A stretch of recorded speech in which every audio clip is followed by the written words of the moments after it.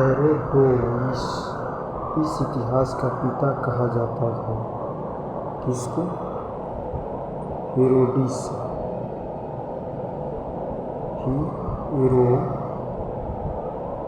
हेरोडिस को इतिहास का पिता कहा जाता है। इतिहास का पिता कहा जाता है हेरोडिस को।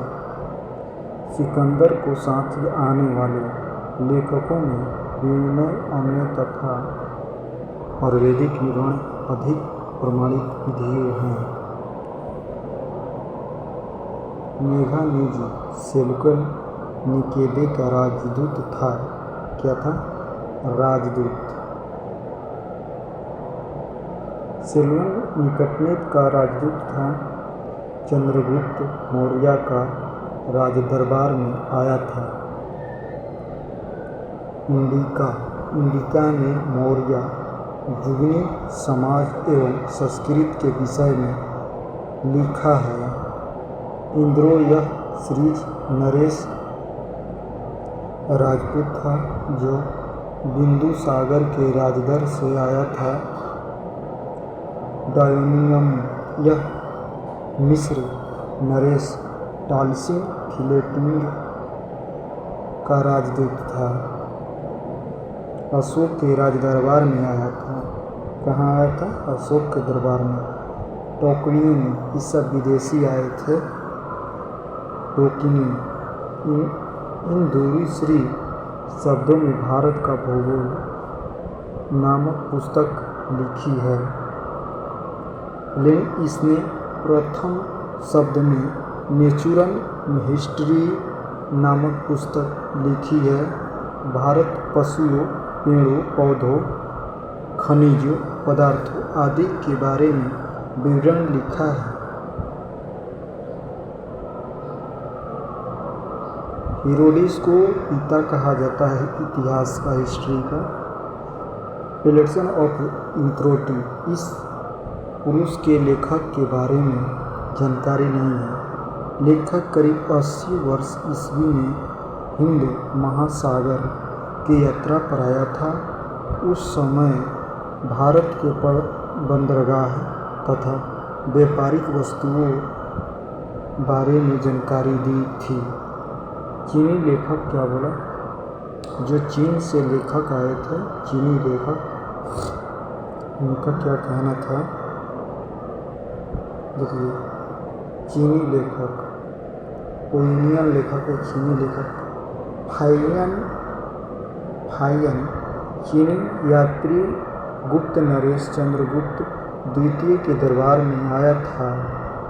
इसने अपने विवरण में मध्य प्रदेश के समाज एवं संस्कृति के बारे में वर्णन किया।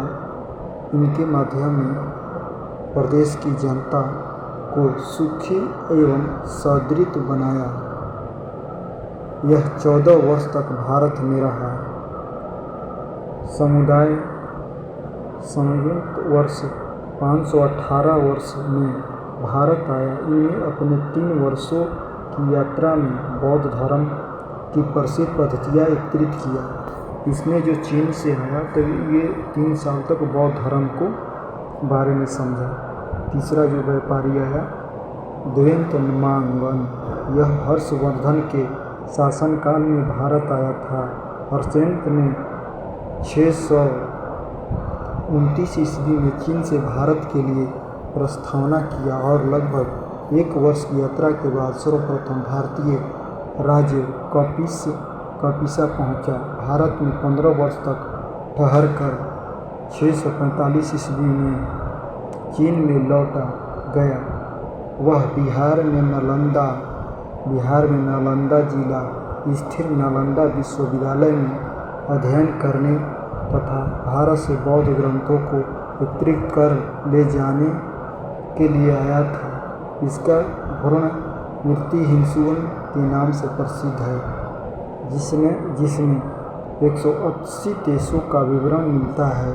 इसने हर्षकालीन समाज, धर्म, राजनीति के बारे में वर्णन किया गया है। इसके अनुसार सिंधु का राजा सुदृढ़ था? सिंधु का राजा कौन था? शूद्र था। सिंधु का राजा कौन था? शूद्र था।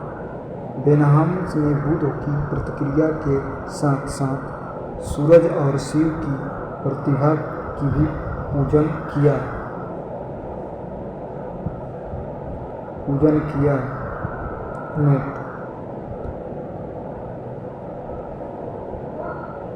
हेमेंसी के अध्ययन के नाम नालंदा विश्वविद्यालय कुलपति आचार्य शिलाभद्र। उस समय कौन थे कुलपति विश्वविद्यालय के? आचार्य शिलाभद्र थे। यह विश्वविद्यालय के बौद्ध दर्शन के लिए प्रसिद्ध था। 7वीं शताब्दी के अंत में भारत आया। इसने अपने विवरण के नालंदा विश्वविद्यालय, विक्रमशील विश्वविद्यालय तथा उनके समय के भारत का वर्णन किया है। किसको वर्णन किया है? इंग्लिश के अरबी सागर, जो अरब से जो लेखक आया उसने क्या बोला?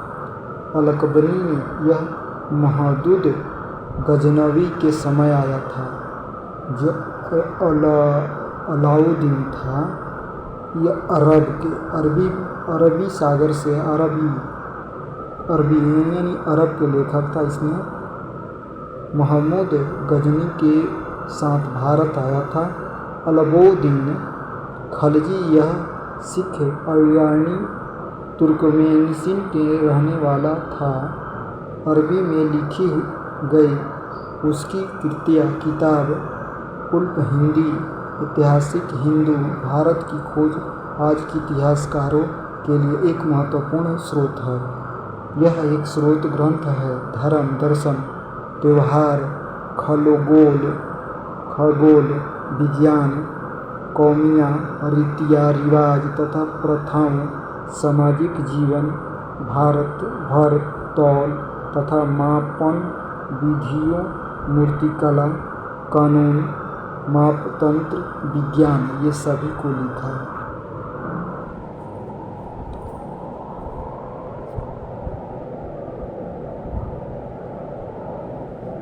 दूसरा लेखक आदि स्रोतों को लिखा। इंद्र, इसी द्वारा आई यात्रा भाषा लिखा गया। इसका बाबा नृत्यन, जिसने रेखा कहा, 14वीं शताब्दी में भारतीय। अन्य लेखक भारत के बारे में क्या लिखे? अन्य लेखक तरंथी, यह एक तिब्बतीय लेखक थे जिसने कंबूर तथा कैमूर तथा तुमुर नामक ग्रंथ की रचना की। इसीलिए भारतीय इतिहास के बारे में जानकारी मिलती है। मार्गो या 13वीं शताब्दी के अंत में पांड्य देश की यात्रा पर आया था। इसका पांड्य इतिहास के अध्ययन के लिए उपयोगी है। पुरातत्व संबंधी साक्ष्यों से मिलने वाली जानकारियाँ। विदेशियों ने क्या क्या लिखे इसके बारे में देखते हैं। भारतीय पुस्तकालय पुस्तक शास्त्र पितामह